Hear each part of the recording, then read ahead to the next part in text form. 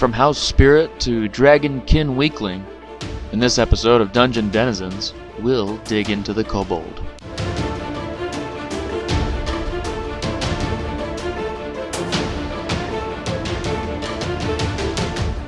The exact origins of the Kobold are somewhat murky, but what is clear is that it's a Greek-descended, German supernatural creature commonly associated with the household or hearth. There are depictions of early kobolds as small, childlike creatures, which are simply the most common manifestation, as they could also appear as animals or flames.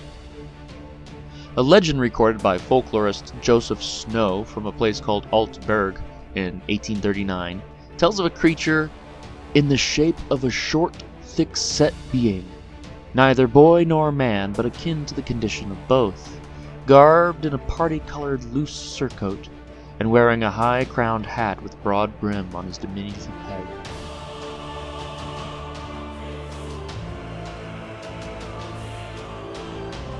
In some traditions, they are on equal footing with a variety of other European house spirit traditions, like the boggart, pixie, or hobgoblins of England, gobelins of France, brownies of Scotland, the Cornish knocker, or even the Norse dwarf. These are all mischievous, if not outright evil, domestic spirits. They are an echo of early pagan customs arising from animistic beliefs in how spirits reacted to human settlements. They have been perceived as akin to the Roman idea of Lares and Penatus, familial household deities of protection. Most commonly, the creatures are house spirits of ambivalent nature. While they sometimes perform domestic chores, they play malicious tricks if insulted or neglected. In some regions, kobolds are known by local names, such as the Galgenmännlein of southern Germany and the Heinzelmännchen of Cologne. Kobolds were known especially for residing within the hearth fire itself, perhaps part of their flame manifestation, although some would say they are even older and are in reality displaced tree spirits. Fiery kobolds are also called drakes, drakas, or pucks. A tale from the Altmark recorded by Anglo-Saxon scholar Benjamin Thorpe in 1852 describes the kobold as a fiery stripe with a broad head, which he usually shakes from one side to the other. A legend from the same period, taken from Pekula near Luckenwald, says that the kobold flies through the air as a blue stripe and carries grain. If a knife or a fire steel be cast at him, he will burst and must let fall that which he is carrying. Some legends say the fiery kobold enters and exits a house through the chimney. Legends dating to 1852 from western Uckermark ascribe both human and fiery features to the kobold. He wears a red jacket and cap and moves about the air as a fiery stripe. To appease these mischief makers, residents would carve effigies, oftentimes life-size, upwards of 60 centimeters, or 2 feet.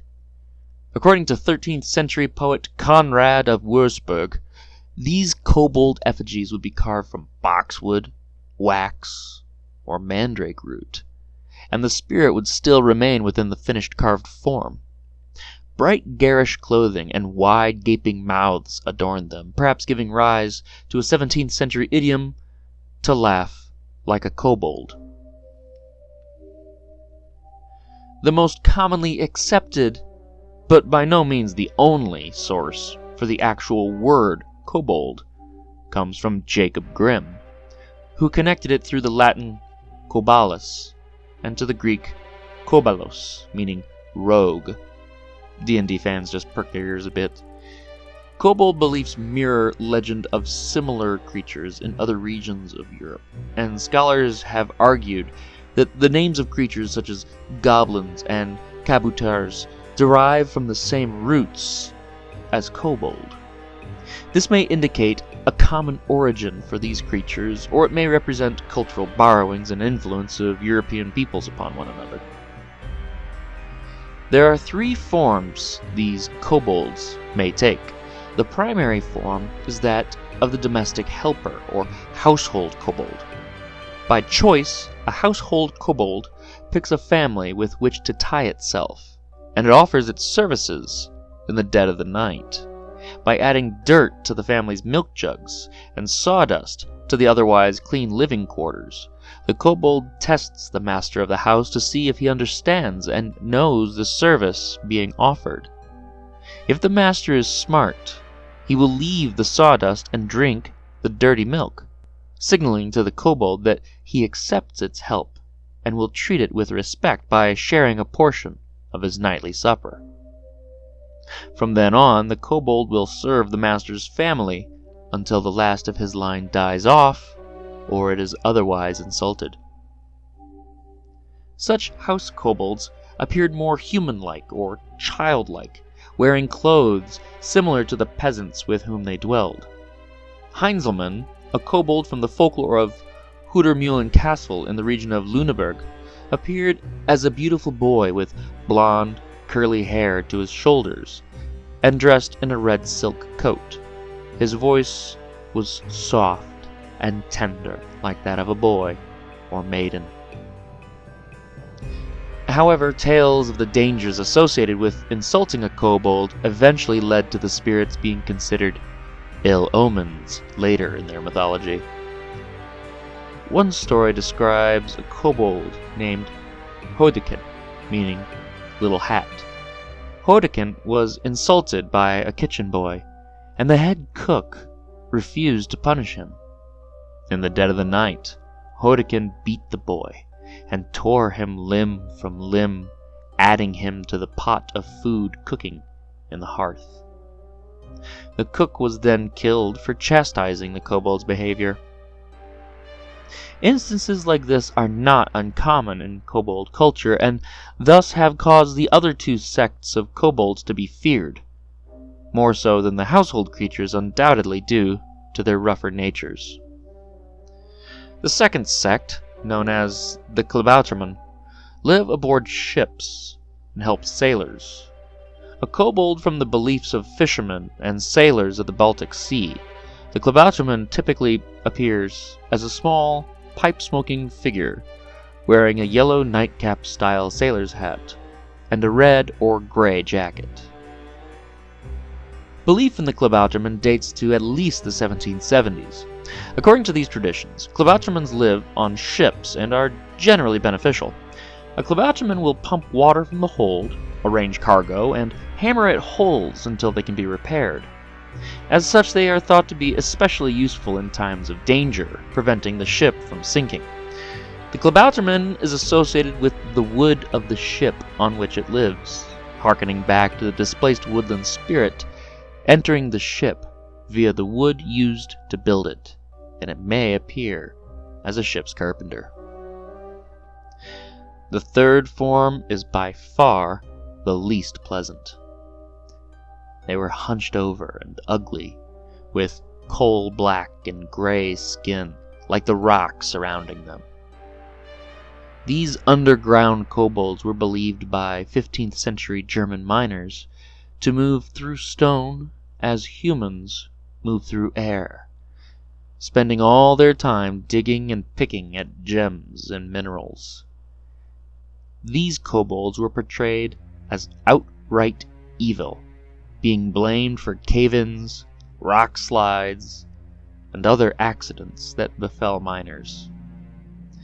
They are often collated with the blue cap, the knocker, or the koblenau of the British island, hot-headed elemental humanoids known for their cruel pranks on humans. One of their favorite was to fool hapless miners into leaving with worthless ore. Sometimes they would disguise poisons as silver or copper ores, so that only when smelted would they release their noxious nature. These enchanted ores would cause the miners' hands to burn, workers regularly became sick from exposure to the cursed rock. Prayers and appeasements went unanswered, as the same ores continued to be poisoned, and they called them kobold. Eventually, miners associated knocking sounds with the tricksters and would redirect their tunnels away. In 1735, Swedish chemist George Brandt isolated a substance from such ores and named it Kobold Rex. In 1780, scientists showed that this was in fact a new element, which they named Kobold. In Johann Wolfgang von Goethe's Faust, the kobold represents the Greek element of earth. Salamander shall kindle, writhed nymph of the wave. In air sylph shall dwindle, and kobold shall slave, who doth ignore the primal four, nor knows aright their use and might, or spirits will he ne'er master be. A number of 20th century authors wrote of kobolds, including Larry Niven and Neil Gaiman.